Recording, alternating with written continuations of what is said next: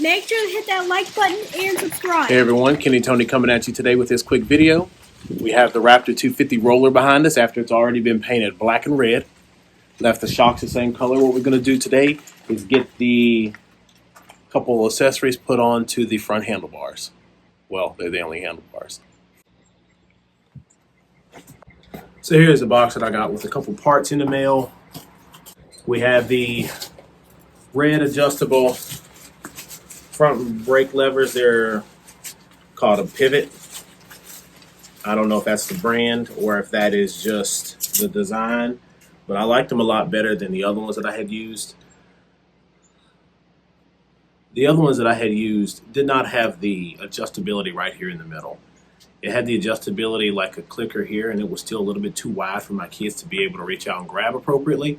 So I went with these on the 125, but I'll show you the difference on my kids' quads right here. Here's the adjustability on the 125. As you see, you can extend that screw out and make the lever further out. This is a great distance for my son. And let's go take a look at my daughter's. Basically on my daughter's 110 EFI Outlaw, I retrofitted a disc brake onto the rear. That's controlled by the front hand lever here. But the adjustability lacks, so I end up having to take the screw out completely to just get enough distance. This right here is full brake, so just any movement, and with all, my daughter is able to lock up the back tires, and she is 7. So we're going ahead and just sliding the clutch lever one on if we can. It's a little tight, so I'm going to go ahead and loosen the screw up. It does have the pinch style bolt, as you can see there. It doesn't have the 2-piece that goes on the other sides, just a pinch style, and this is the clutch wires, which we're not going to use. So I went ahead and took the screw completely out of there so I can just put the screwdriver in there and kind of wedge it open while I slide it across.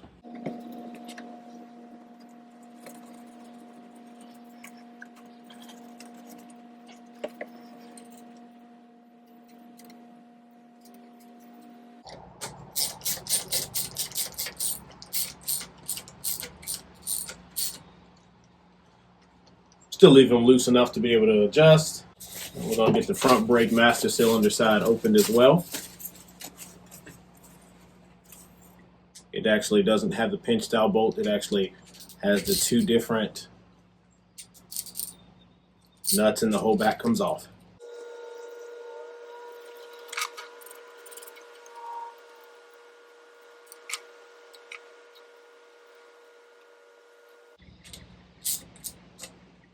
Same, leave them adjustable enough so that we can move them a little bit and still get the other parts on.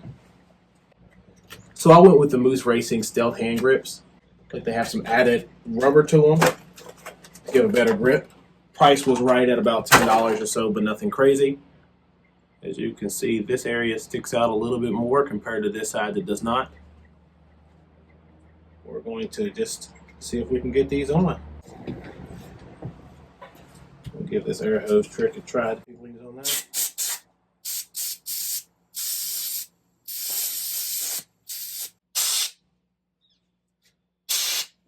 Air hose works well.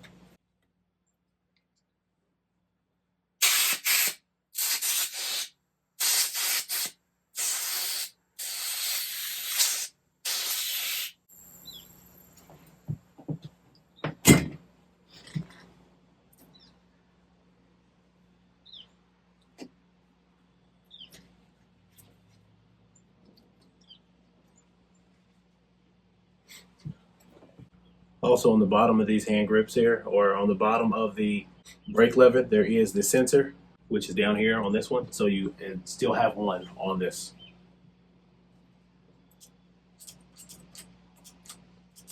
Since we have confirmed that the controls do work, I don't really see any problem with going ahead and getting those back on. So we're going to go ahead and do that.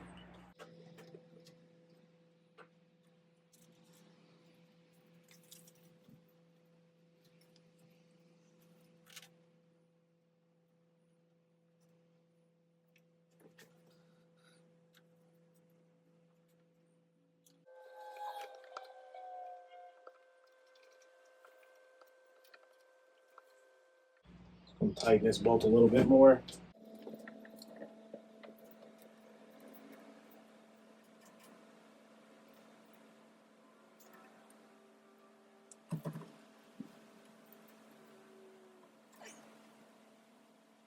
So one of the things I did do on the 125 is I went ahead and if you brace this open, you see the further out the handle goes, and my son is 9 and he'll be 10 soon, but the closer lever seems to work well for him. I'm going to keep these screws just in case I need to add one back in. But what I'm going to do is just take this here out completely, take the smaller screw off, the nut off, and then go and put this back in there. Just that being missing gives it enough extra that the lever is a little bit closer. And when I adjust the clutch lever and the clutch pull correctly, it'll be close enough for him. We'll go ahead and do that exact same thing on the other side, but first we're going to go ahead and take off the old master cylinder and attach the hose to the new.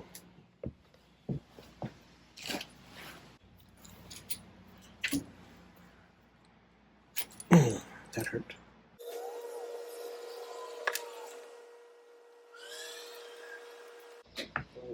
I don't think it's necessary to have it in that little notch. I'm not going to put it in there because I don't want it to be sticking out like this. I want it to be sticking straight down.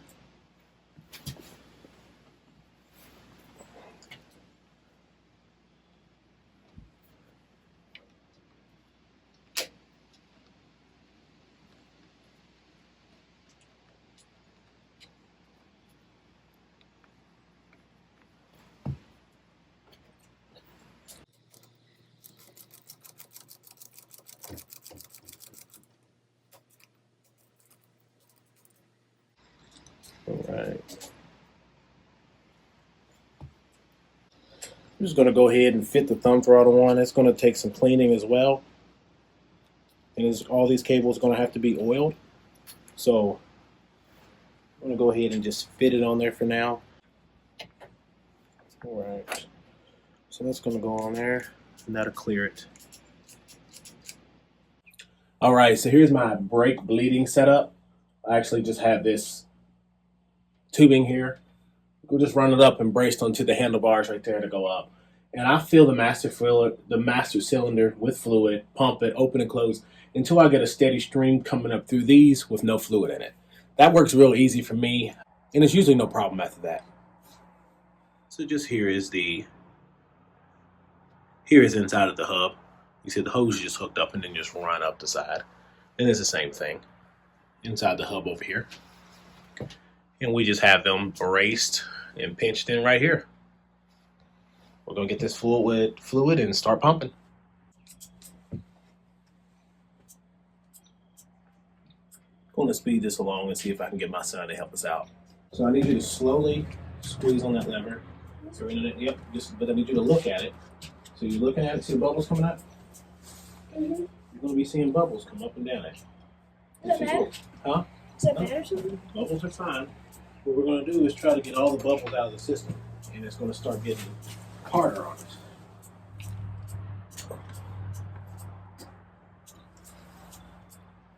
Don't let it run dry either, though. Let me remember.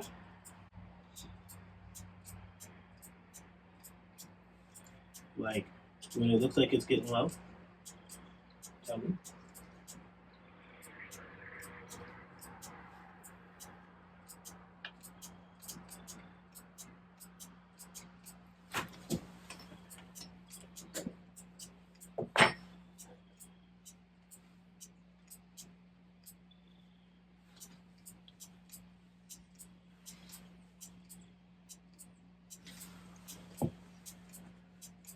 As you can see, we have plenty of bubbles still coming up with air in the line. And you should see on this one side, fluid's moving, so it's doing its thing. Brake fluid is also getting substantially lower. So it's getting into the system. Just take some time and we'll have this all done.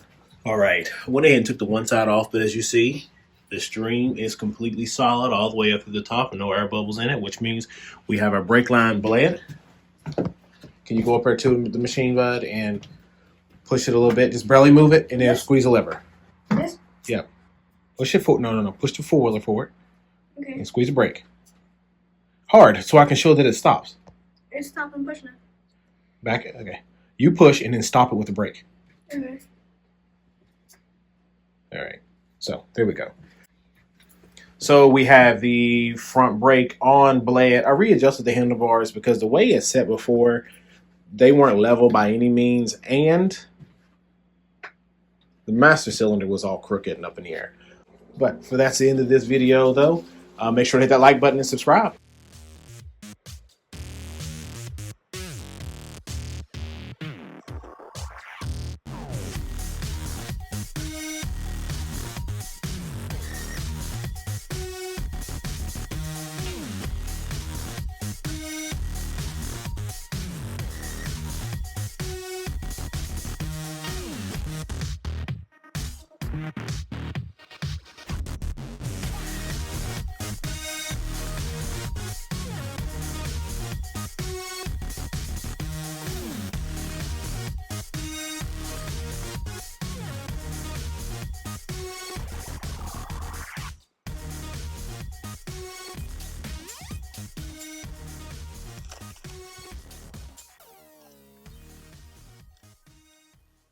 This is the end.